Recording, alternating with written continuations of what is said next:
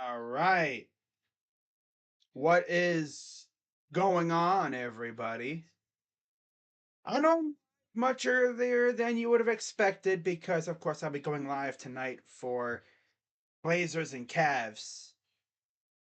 I had to go live to do a little preview for one of the biggest weekends in college football, and that is Rivalry Week.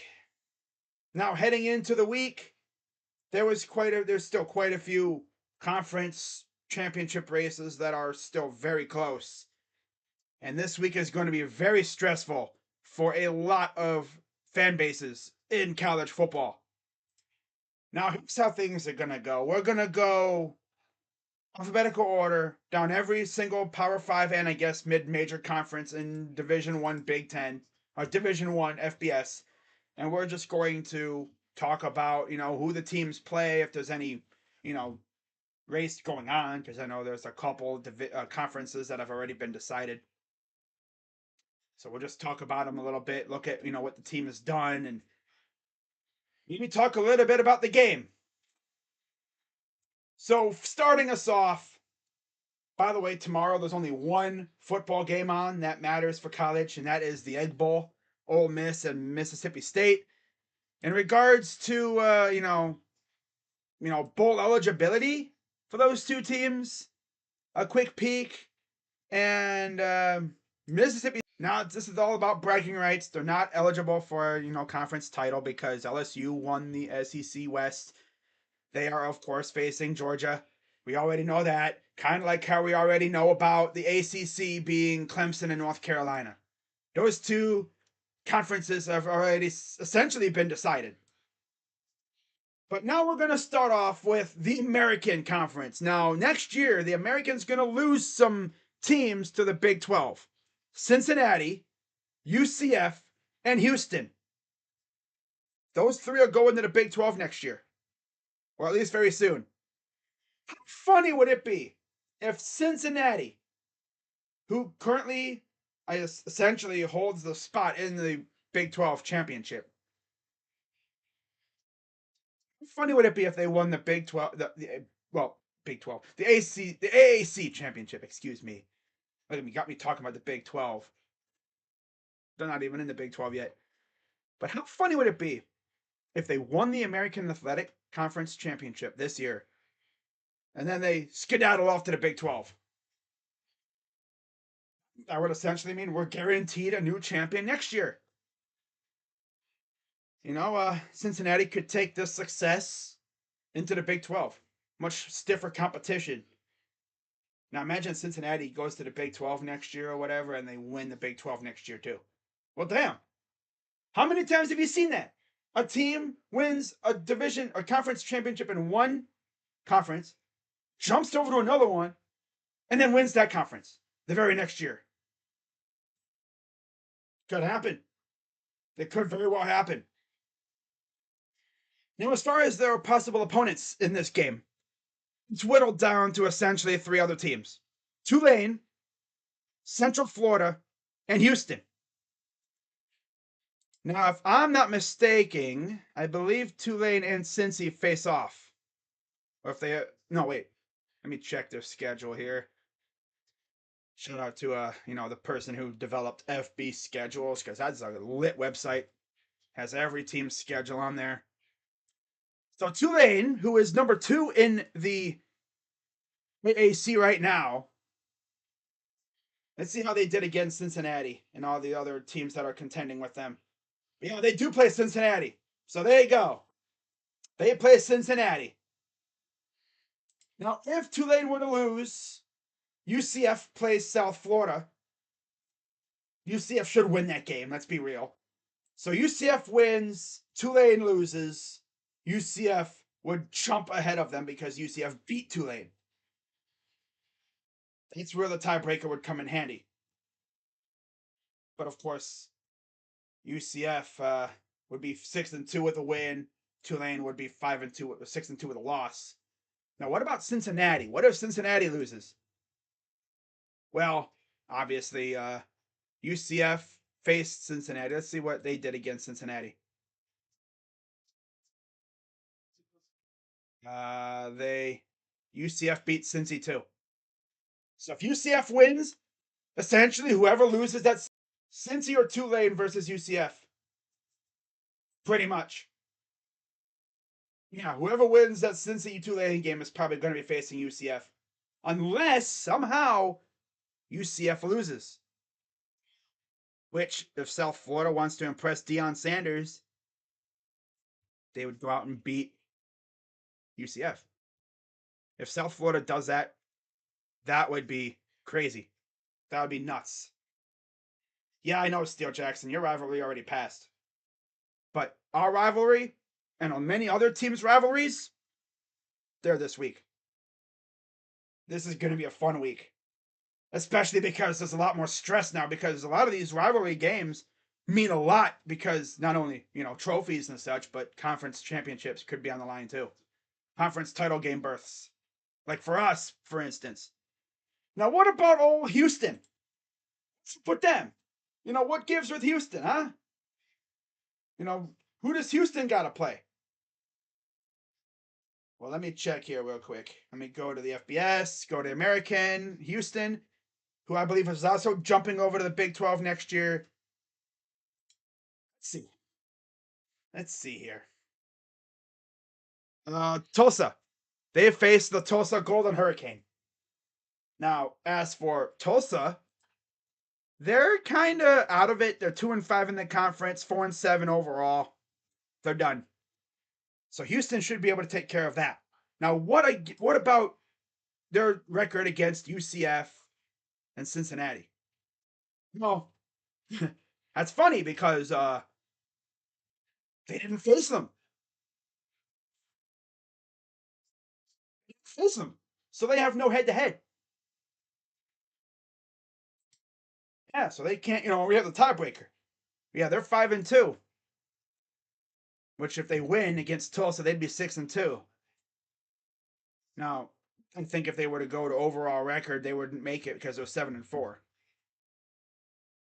Essentially, in my opinion, it's going to be either Cincy Tulane versus UCF. It's going to be one of those three teams. I'll be shocked if Houston squeaks in, but we'll see what happens. So, like I said, they didn't play them. They didn't play any of those teams. Well, no, I'm sorry. No, they played Tulane. They lost to Tulane. That's it. They lost to Tulane. That's the only team out of that group that they played. They lost to Tulane. So Tulane went. If Tulane and Houston wind up at tied 6-2, well, that sucks for Houston because they wouldn't get in. I don't see how Houston would get in just because of that. They didn't face Cincinnati. I don't think they faced UCF. I'm looking at the schedule again. No, they didn't. Okay. So that's the American Athletic. It's going to be chaotic, and I like it. Moving to the ACC, we already know Clemson, North Carolina. Although I will say, Steel Jackson, your Pitt Panthers looked very impressive this year, given how your quarterback situation was kind of shaky. Didn't they have Slovis? Yeah, and Slovis, yeah, they're 7-4. Not too bad. Second in the Coastal, not bad. Behind North Carolina. I'm sure they'll be really good next year. I actually heard that our commit from Pitt decommitted and flipped to Notre Dame. Yeah, the Minchie, the quarterback. That's right now, yeah. But Clemson, North Carolina, again, should be a good game, but we'll see how that goes. Drake May against DJ Uyangalele. 12. Of course, they went away from divisions, and right now TCU is already in. We already know that. But who are they going to face? Well, most likely it's going to be Kansas State, simply because Kansas State, I believe, has the tiebreaker over Texas and Oklahoma State. Let me check just to be sure. They do play Kansas this week. So I mean, Kansas ain't no weakling this year. They're actually pretty good. They ain't no pushover. But yeah, no, they lost to Texas. Oh damn, that's right. They beat OK State, but they lost to Texas. So for Texas right now, you're going into this week thinking, man, we win and Kansas State loses. We could jump in there via tiebreaker. OK State, they're done. Baylor, they're done. Tech, done. Oklahoma, no. Kansas, It's Virginia. And Iowa State's the worst team in the Big 12. God, that's crazy. Iowa State fell off big time. But yeah, it looks like it's going to be TCU versus either Kansas State or Texas. It's really, those are the only two teams that have a legit chance right now. So we'll see what happens. If Kansas State wins, they're in. If they lose and Texas wins, they're in. Because a tiebreaker, if it indeed goes like that. We talk about tiebreakers and it doesn't even matter about tiebreaker, but I'm pretty sure that's what it is. Yeah, that's the way I would see it. But who knows? Essentially, for Kansas State, it's just win and you're in. That's that simple. Which means we're going to see a lot of purple at Jerry World this year. If Kansas State can hold on, it's a lot of purple. And those two actually faced each other earlier this year too. I think that was one of the better games of the year, if I'm not mistaken. Let me check their schedule. Yes, and TCU won 38-28. It's the winner of the game. And then in the West, it's either Iowa, Purdue, and possibly Illinois, because Minnesota and Wisconsin face each other. So loser's out. Winner has a small chance. Only if Iowa and Purdue and Illinois lose. They're going to knock each other out. Let's see. Iowa. Let's see. Who does Iowa play? Iowa. Let's see. We already faced Iowa, so yeah. They play Nebraska. Iowa plays Nebraska. Okay, cool. Purdue. Who do the Boilermakers play? They play Indiana. Okay. Nebraska, Indiana, Illinois. I think faces Northwestern, if I'm not mistaken. Let me see. Yes, they do. So they all play. Whoever, whoever loses any of those games, they're done. Iowa just has to win. Essentially, that's the best way to make sure you're in. If you win and you're in. Now Iowa and Purdue, I don't know if they faced each other because it might come down to that. And they did, and Iowa crushed them. So Iowa, all you got to do is win, and you have the advantage over Purdue. And now what about Illinois? Oh, you beat Illinois. Oh yeah, Purdue beat Illinois. Did Iowa face Illinois? They did. Considering, yeah. And Iowa lost to Illinois. Ooh, so if Iowa is going to be a division that we're going to be watching all day. That's going to be a division to keep an eye on all freaking day. Conference USA, it's Texas San Antonio again. Surprise, surprise. What about North Texas? Who do they got to play?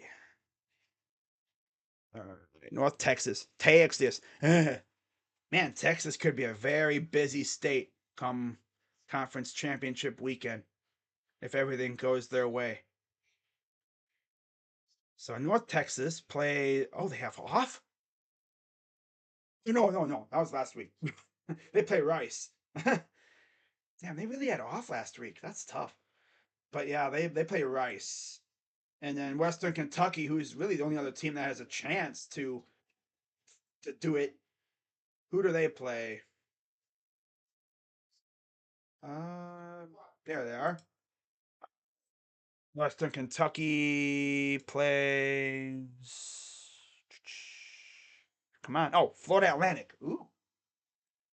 So North Texas and Western Kentucky both face kind of stiff competition. It's going to be interesting. Rice is not trash.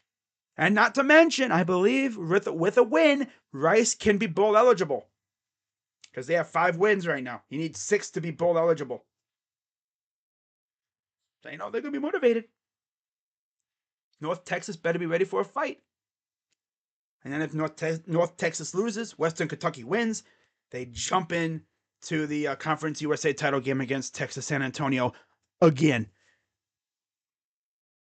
Should be a good one, thanks, but I feel like we took a massive step back after what happened last year. Well, yeah, I mean, you went from Kenny Pickett to Keaton Slovis.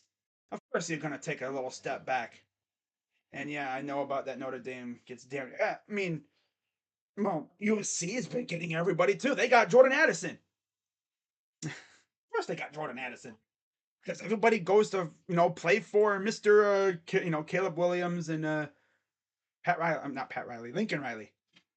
Oh my God, slimy individual that Lincoln Riley. You know, the dude knew he was leaving Oklahoma from the get go.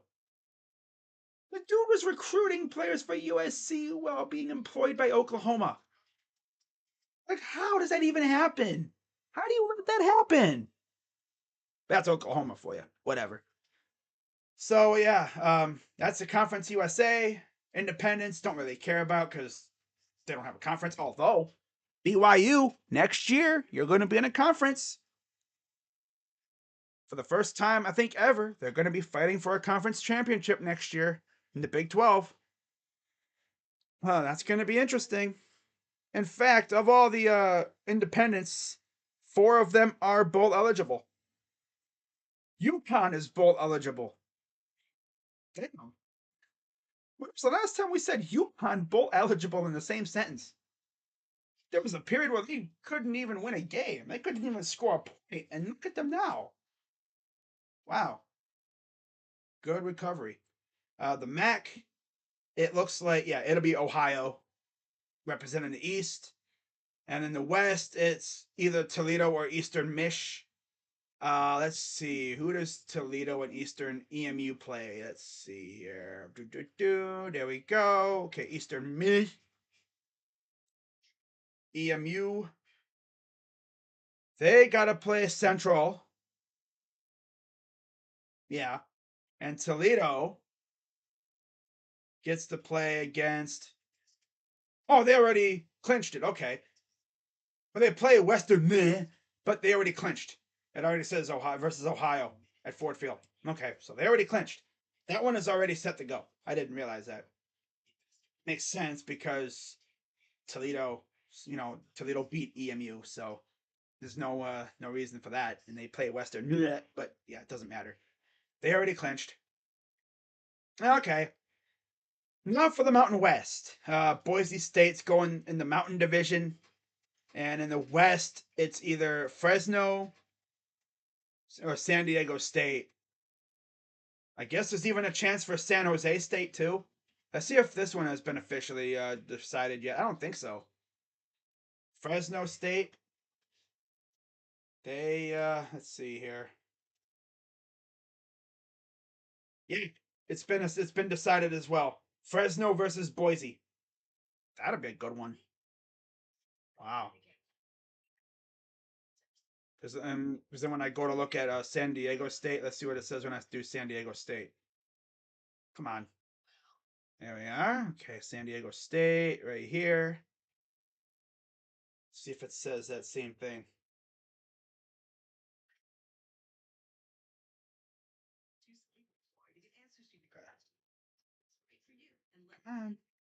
There you are. Yeah, it doesn't say it. So yeah, the Mountain West has been decided. It's going to be Boise versus Fresno. That'll be a fun game.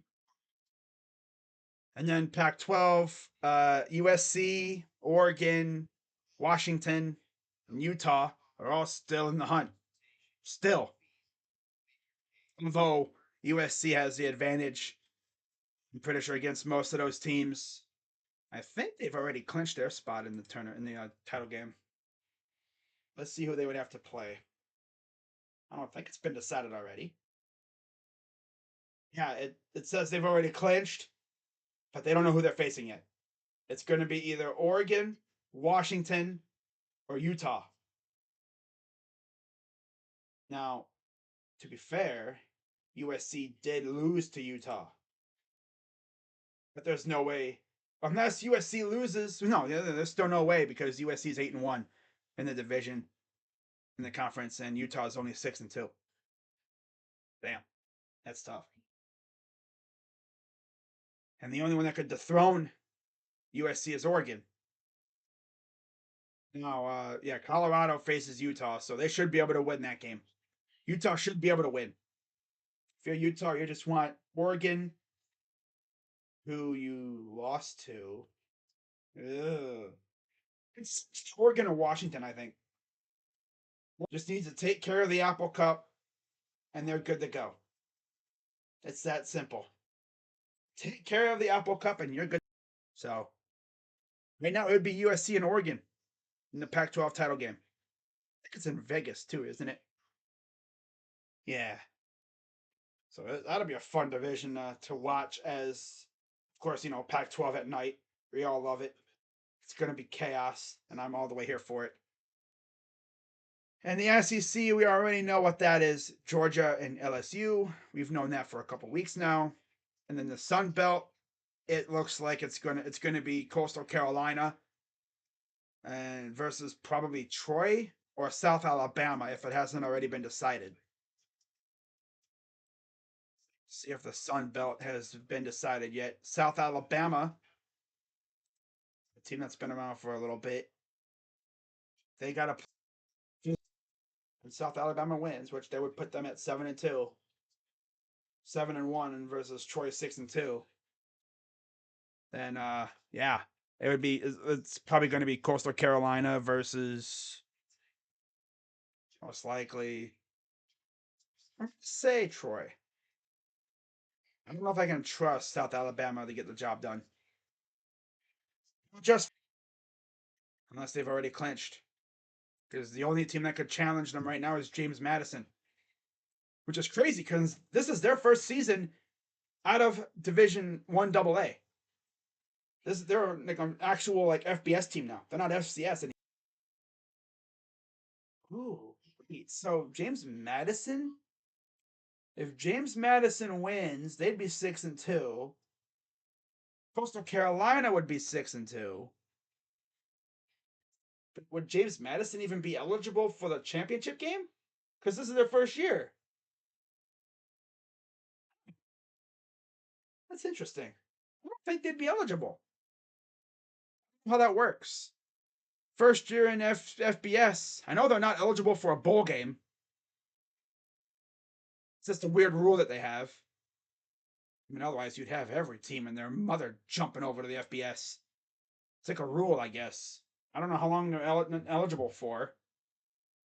But my God, they're going to be a pest in the SBC because they're a really good team. They were always known for giving us North Dakota State fits in the FCS. But yeah, I mean, it's good to see another team show up in the FBS and actually look good, like James Madison. Marshall, I think, yeah, the Marshall jumped over to the SBC this year too. They were from the CUSA, and they went 4-3. Wow.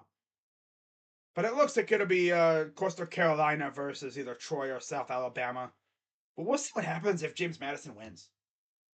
We'll see what happens. It might be James Madison. Maybe they jump in and steal the division right from under Coastal Carolina's nose.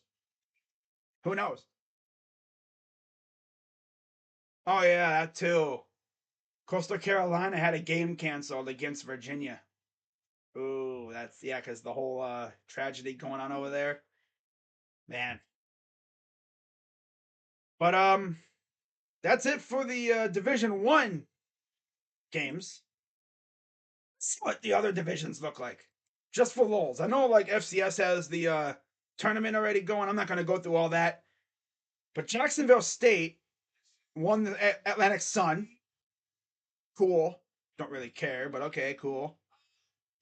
Sacramento State went undefeated, uh, both in conference and overall. They took the Big Sky.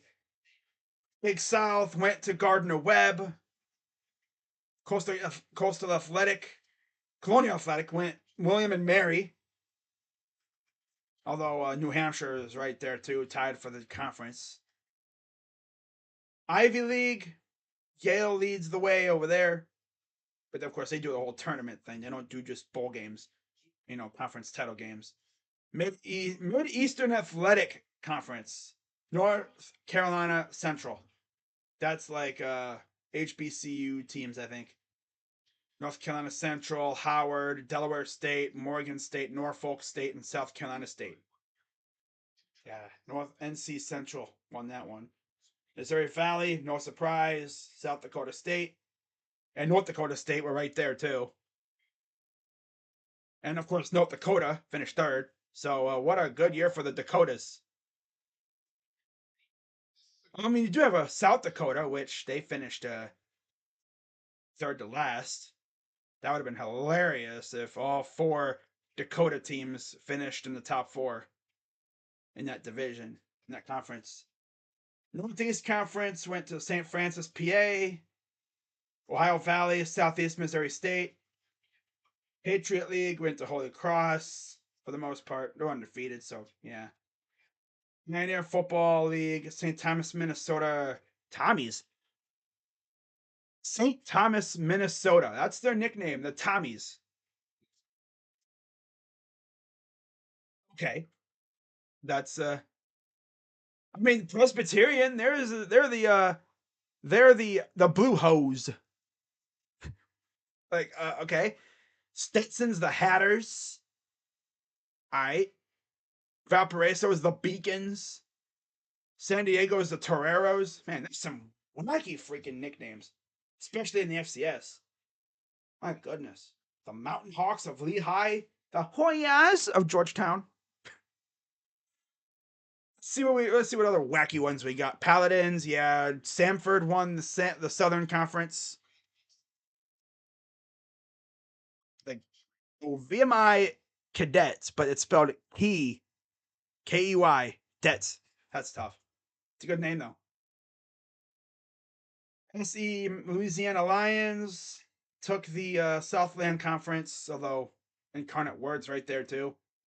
Northwestern State, Texas A&M Commerce, the Houston Christian Huskies, awesome. SWAC, Jackson State, undefeated. Prairie View A&M. So is that going to be the SWAC conference championship game? Because that's the only conference in the FCS that has two divisions. Prairie View versus Jackson State. Coach Prime got that squad looking good. Abilene Christian won the WAC, the Western Athletic. All right, so yeah, and then you go down to Division 2 and then you Division 3, but who cares about that stuff? We're only caring about Division 1. Iowa's 8-2 over their last 10 against Nebraska. Rivalry week, my ass. Rip moment if James Madison finishes first but isn't eligible. Just look that up. Look that up. Is James Madison eligible for a bowl game?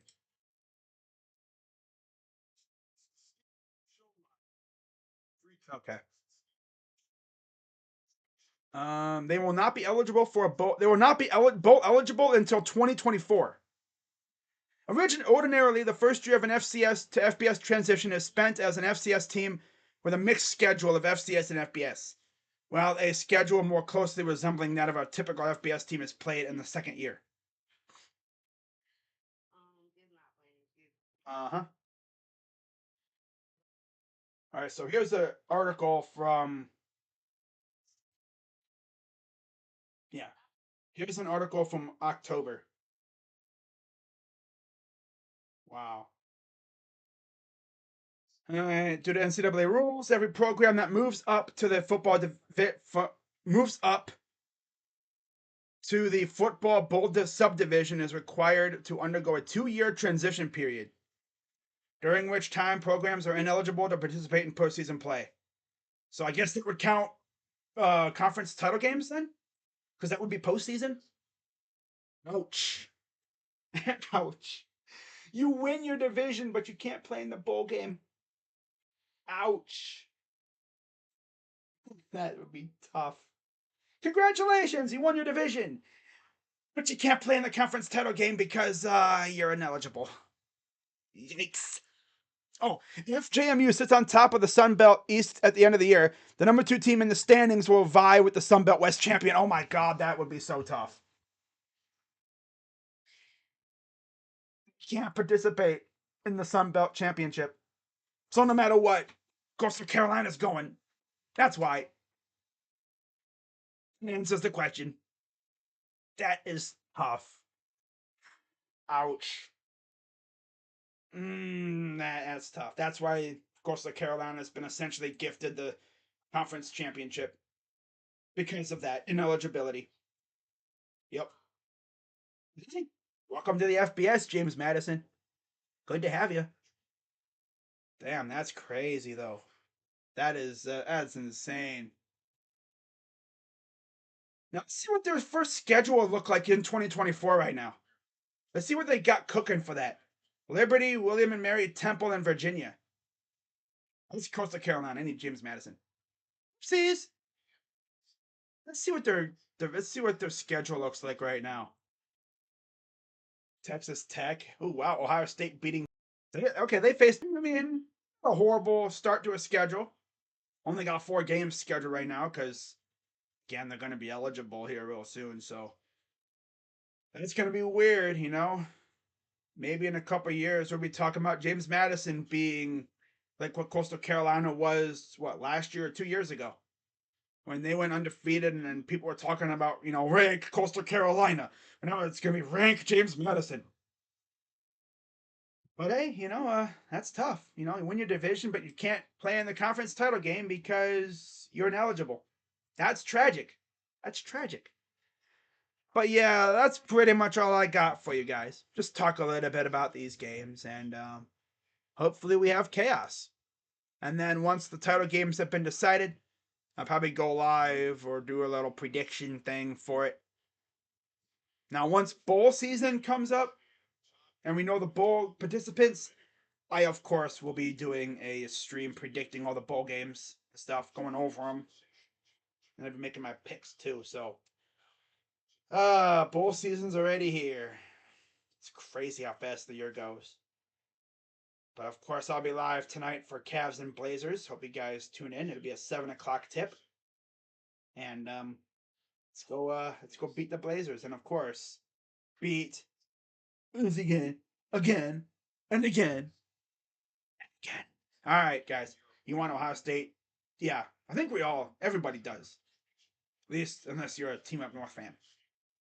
Yeah, I think it's gonna happen. I think we're gonna beat them. I would love to smack them in the face. Beat them by 30, like we used to.